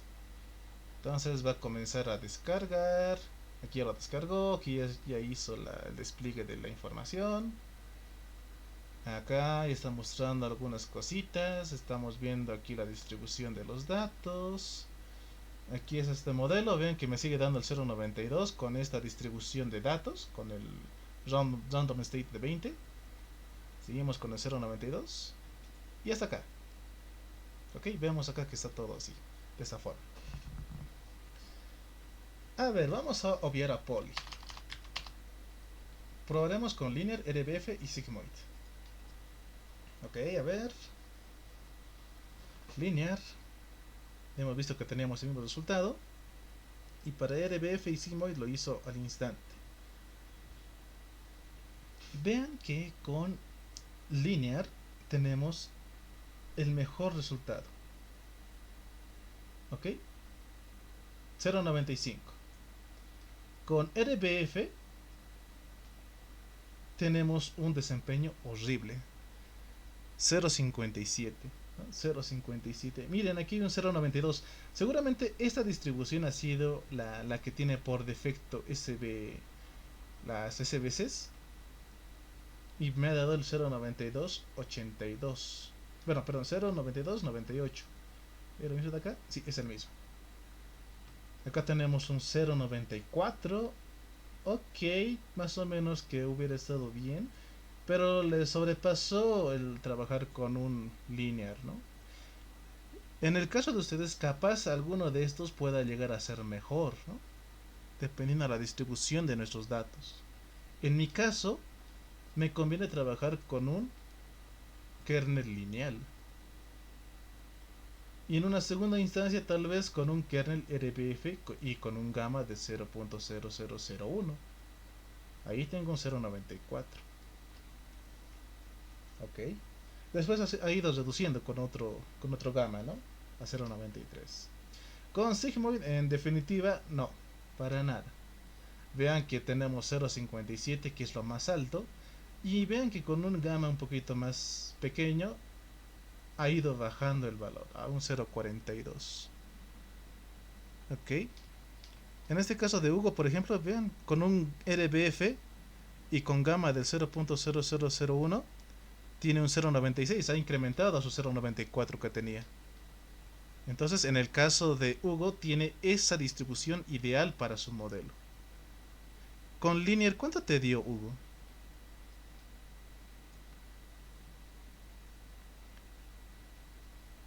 Con El mismo 0.95. 0.95. Ok, pero has tenido mayor desempeño con un RBF, ¿no? Puede pasar, ¿no? Pasa. Y han visto que aquí el factor discriminante ha sido este valor de acá en la distribución de los datos. Si yo aquí no lo hubiera puesto y hubiera vuelto a ejecutar todo esto, me hubiera dado otro resultado, ¿no? Entonces, colocar semillas nos permiten eh, probar los modelos y elegir el más adecuado. ¿Ok? Entonces, en el caso que ustedes estén siguiendo, elijan el modelo con el mejor valor en la exactitud. Ya podemos crear aquí el modelo final, ¿no? Aquí podemos poner el modelo final que sea igual a un SVC. Ok, con la siguiente distribución quiero que tenga un kernel llamado linear, ¿verdad? Linear, y que tenga un gamma. En mi caso puede ser cualquier gamma aquí, ¿no? Pero puedo poner un gamma de 1 y listo. No habría problema. Puedo indicarle que el modelo final se entrene con X y Y. Voy a indicarle que las predicciones se generen. Predicciones igual a modelo final en este caso punto predict. Cuidado, estoy haciendo uso del otro modelo que tengo arriba con Y prueba. Luego quiero hallar el accuracy score. Vamos a ver si tenemos el mismo resultado, porque debería ser lo mismo, un 0.95. ¿Cuál es mi error?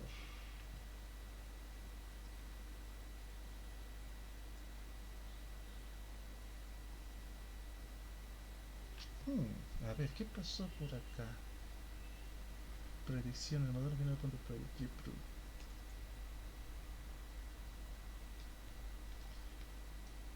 Qué extraño. No encuentro dónde está el error. A ver, predict, self, value for predict.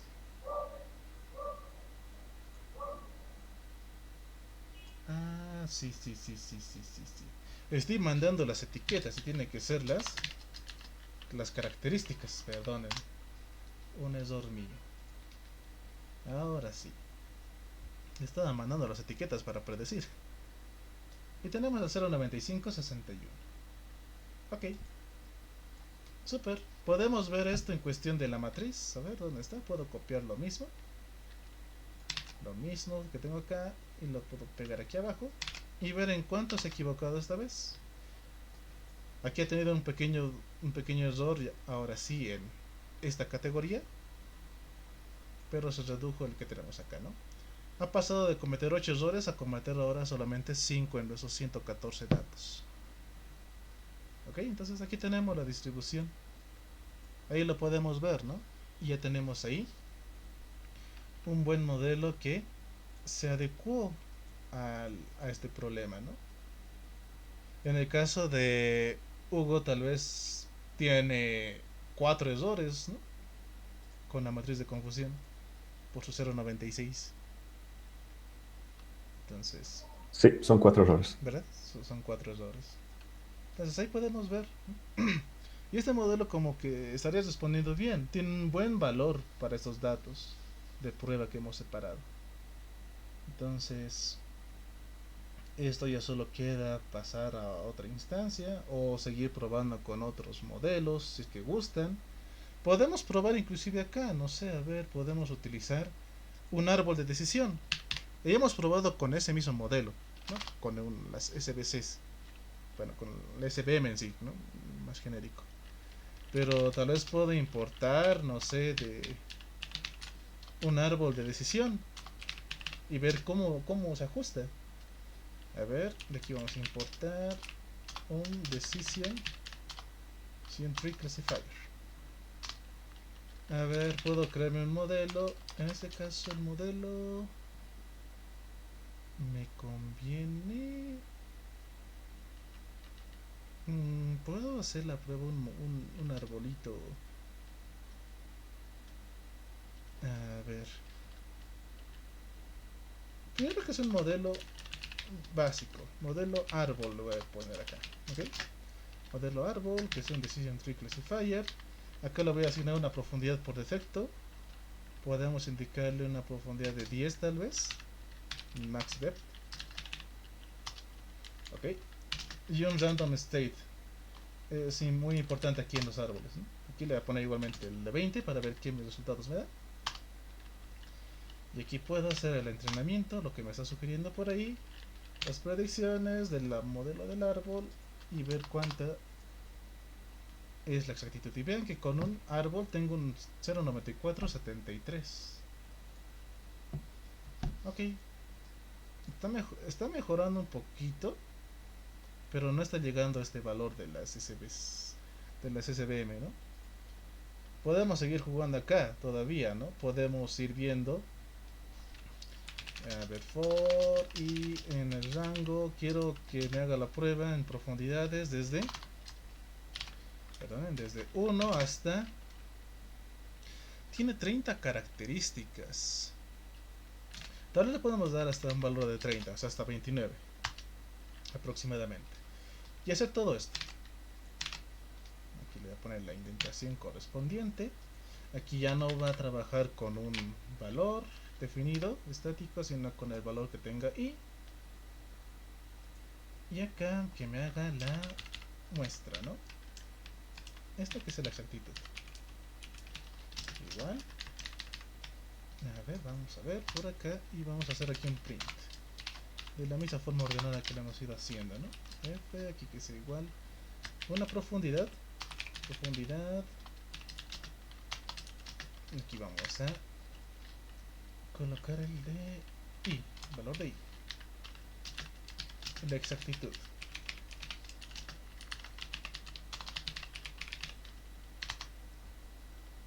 Ok. Vean que aquí no ha habido mucho cambio.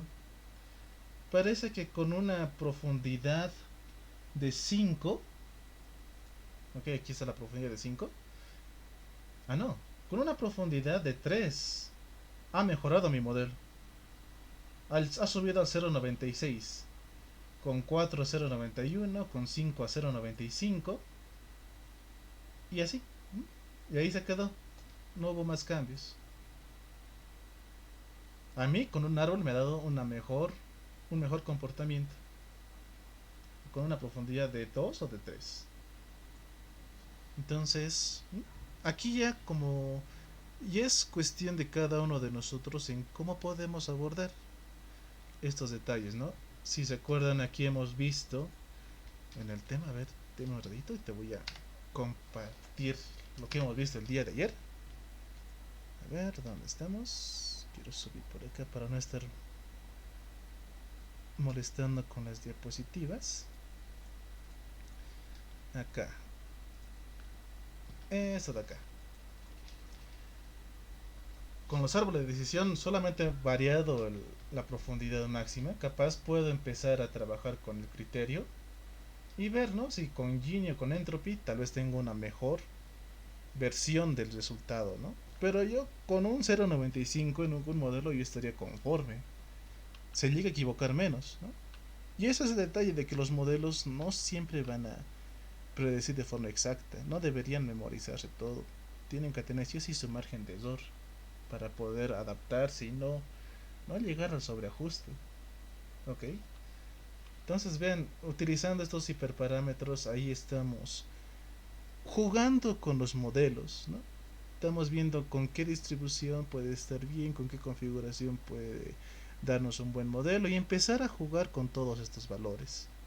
Es por eso que estábamos viendo la regresión logística, por ejemplo, que tiene sus propios hiperparámetros.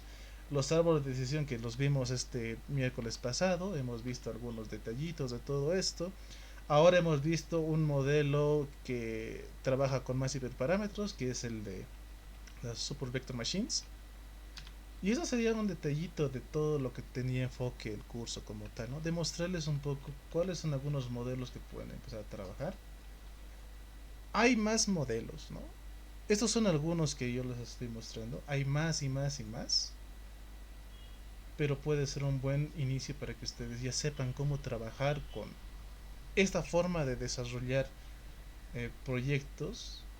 Hemos visto de que la limpieza de los datos es muy importante en un par de ejercicios que hemos visto, pero también está el enfoque en saber elegir un buen modelo en algún punto, ¿no? Saber reconocer en qué momento un modelo está aprendiendo, en qué momento un modelo puede llegar a estar sobreajustándose y cuando un modelo en sí no está aprendiendo, ¿no? Como en este caso, con el Sigmoid. Entonces, aquí ya entra en juego todo lo que hemos ido aprendiendo poco a poco. Aquí inclusive puedo importar a la regresión logística como tal. Aunque aquí, utilizando una variante de sigmoide o de logística, medio que me ha dado un resultado malo. Pero capaz y si utilizo la regresión como tal, me funciona, ¿no? A ver, puedo importar inclusive ese también. Ok, puedo importarlo y empezar a trabajar con esa, bueno, con ese algoritmo y ver si tengo buenos resultados o no, ¿no? Porque al final y al cabo en eso nos centramos nosotros, en ver con qué algoritmo podemos tener un buen desempeño. A ver, voy a importar ese también. From sklearn, vamos a importar un linear model, del cual queremos logistic regression. A ver, hagamos la prueba. A ver, ¿cuál es el hiperparámetro con el cual podemos trabajar? Bueno, uno hemos visto que es el max iter, ¿no? Un hiperparámetro. Podemos trabajar también con los solvers. Ok, entonces aquí voy a poner solvers, que sea igual a una lista de estos de acá, de estos tipos de solvers. Teníamos LBFGS, si es que no me equivoco. La verdad, aquí estoy. LBFGS, ahí. El otro solver era liblinear. Todo eso está en las diapositivas por si acaso. Liblinear. El otro hiperparámetro era Saga. Y el otro era Newton CG. Newton CG.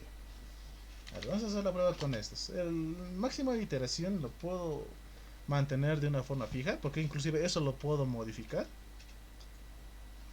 Pero ya definir una cantidad de iteraciones como que va a ser un poco complejo en cuestión de hacer más pruebas, ¿no? Porque ahí no tenemos un límite.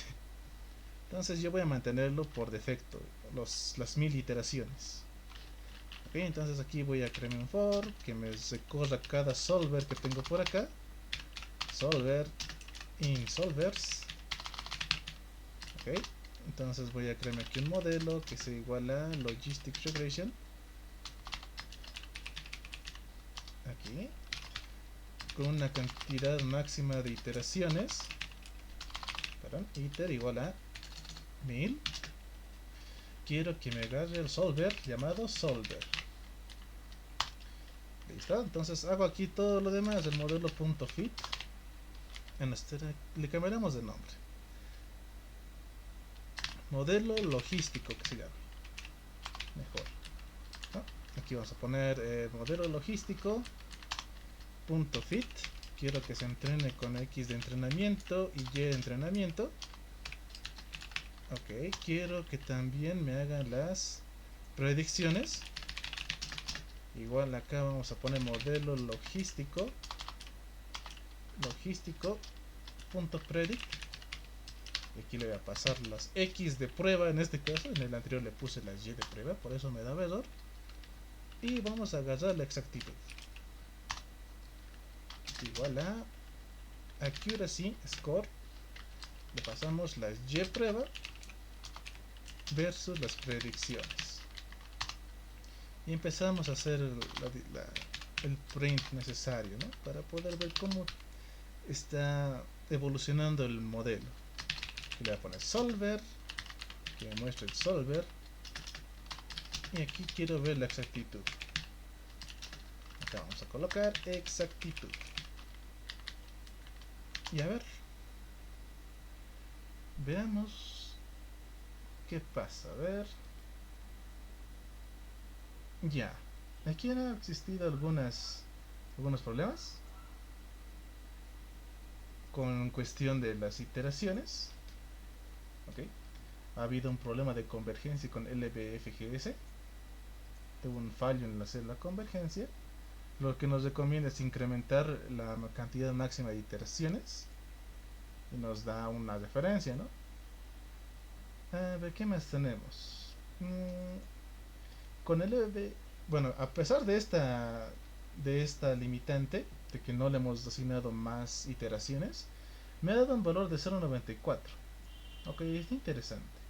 Con liblinear 0.93, con saga tenemos a 0.92 y con Newton tenemos un 0.94 igualmente que con LBFGS.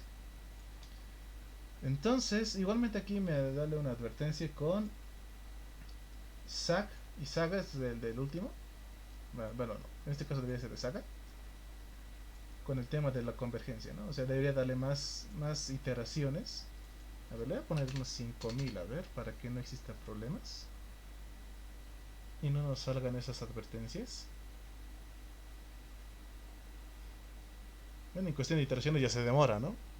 Le incrementa el valor, ya demora un poquito en poder darme el resultado. Pero bien, ahí tenemos esos resultados. Entre los tres, en este caso, para este problema, un árbol de decisión me conviene a mí, ¿no? Con una de esas dos profundidades. Y eso que aquí no estoy jugando con los criterios. ¿Podría trabajar con los criterios? Sí. A ver, eso más haremos para que esté completa esta sesión. Los criterios, aquí vamos a colocar. Ahí ya lo ejecuté. Ya, los criterios. Uno era Gini, ok, y el otro era entropy. Listo, con entropía y con Gini. Acá vamos a recorrer el bucle con otro bucle más, ¿no? Por criterio, en criterios, ok, y aquí vamos a pasarle todo esto. Acá ahora sí le asignaré criterion igual a criterio.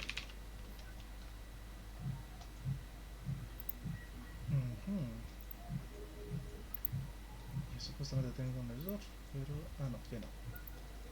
Criterio, y después aquí empezar a jugar con todo esto. Una profundidad de tantos, que en este caso voy a utilizar el criterio.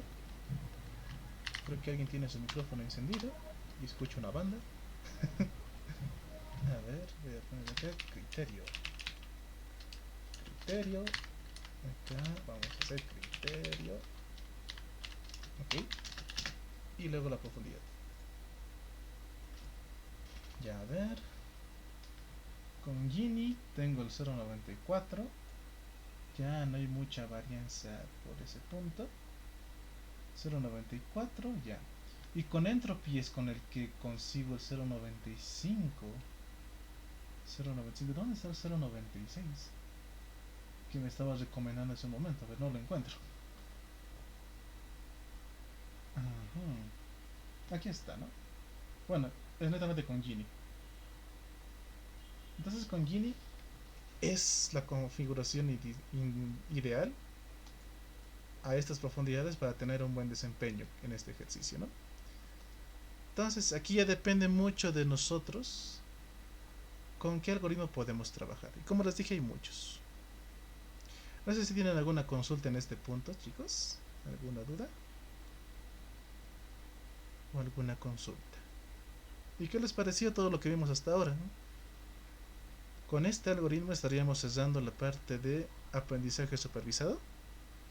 Estamos viendo algunos modelitos y cuáles son los parámetros que necesitan, ¿no? Y en base a ellos empezar a trabajar. A partir de mañana, bueno, ya estamos casi en las dos últimas clases, vamos a entrar a algunos algoritmos de aprendizaje no supervisado, ¿no? Ahí ya vamos a dejar de trabajar con etiquetas. ¿Ok? Entonces, no sé si tienen consultas hasta ahora, chicos.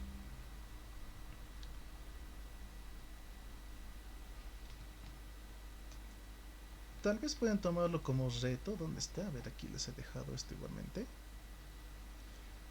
Hay un dataset que... A ver, ¿dónde está?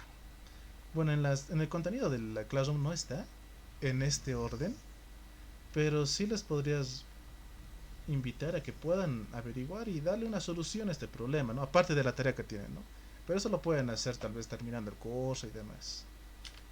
Es entrenar un modelo en base a estos datos extensos de detectar diabetes. Si bien hemos aprendido que en regresión logística con el glaucoma podíamos ver un poquito si puede un paciente llegar a tener diabetes o no, tal vez puedan trabajar con este dataset que tiene más datos y puedan empezar a hacer su modelo, ¿no? Y empezar a tener su propio modelo que pueda detectar esta enfermedad. Igualmente aquí se encuentra este dataset. Les puedo pasar por acá por si quieren hacer la prueba. Como les digo, esto es extra, ya depende de ustedes si gustan averiguar y practicar en todo esto. Pero no es parte de la tarea que tenían, ¿no? Recuerden que tienen tarea para el lunes, que es trabajar con unos ejercicios un poco simples, donde puedan empezar a poner en práctica todo lo que hemos aprendido hasta ahora, ¿no? Si recordamos, a ver dónde estamos, aquí está el Classroom, lo voy a llevar por acá. Nuestra tarea consiste, la tarea 2, ¿dónde estamos? La tarea 2, tarea 2. Y está disponible el contenido por si acaso, ¿no? Y está aquí. Tarea 2. En este punto van a tener que aplicar un poco de preprocesamiento, ¿no? Limpiar un poquito los datos y aplicar algunos de los algoritmos que se les recomienda por acá para resolver estos ejercicios, ¿no? Recuerden que tienen que resolver dos. Acá, por ejemplo, van a tener que limpiar esto de acá porque está de forma textual. Ahí sería un procesamiento. Acá igualmente la diserción está como un campo objeto o cadena. Acá totalmente el dataset está en forma de caracteres, de letras. Y ustedes van a ver alguna estrategia para codificar todo esto, ver cuántas categorías hay en cada uno, ¿no? Y demás. En la parte de multiclase ya tenemos más de dos opciones, ¿no? Manzana, plátano, naranja. Acá tenemos alta, media, baja. Esto es satisfacción de clientes. Aquí es niveles de estrés. Siempre lean un poquito qué es lo que quieren, qué es lo que se les pide, ¿no? El objetivo es determinar el nivel de satisfacción de un cliente. Y las variables que entran en juego son la calidad de productos, el tiempo de entrega, precio, atención al cliente. O sea que en base a esas cuatro variables hay que ver la satisfacción de nuestro cliente, ¿no? Entonces, eso tienen que empezar a analizar poco a poquito. Les doy la libertad de que puedan elegir dos ejercicios para que puedan resolverlo, ¿no? Entonces, ahí van a tener que aplicar alguna limpieza en algún punto. Hay algunos que no requieren mucho, otros que sí requieren más, ¿no? Este, por ejemplo. Todo está en forma de texto, ¿no? A excepción del peso. Entonces, eso ya es un reto netamente para ustedes, ¿ok? Por suerte ya me pasaron la lista, entonces les voy a llamar lista, voy a ver cuántos son en realidad. Y en base a eso me responden y ya pueden ir abandonando la clase, ¿ok? Y la grabación la voy a tener también hasta este punto.